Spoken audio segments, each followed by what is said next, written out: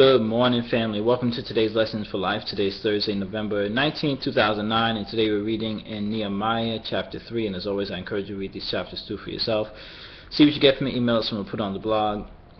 As I read this chapter this morning, when I read it earlier this morning, what I immediately kind of thought about was good lessons for life. It's just how it was nice to see how all these people were working together to build up the gates. You remember, they're rebuilding the gates, and they had the different families that were building certain portions, and it was just nice to see how each one was assigned a particular area to build or rebuild, and by them working together, I think this is definitely important lessons for life.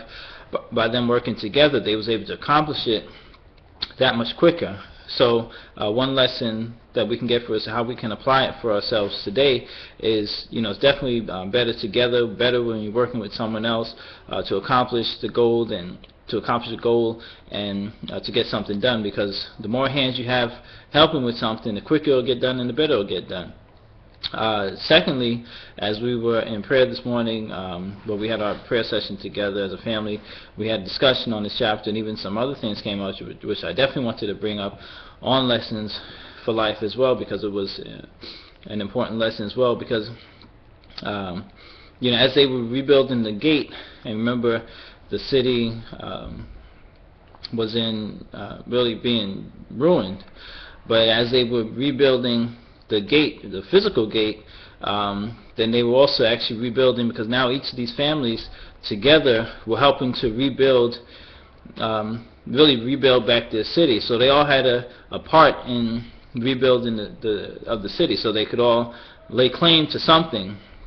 And that was an important part for them, even their spirits being rebuilt. And this is something that came up, like I said, in our studies this morning.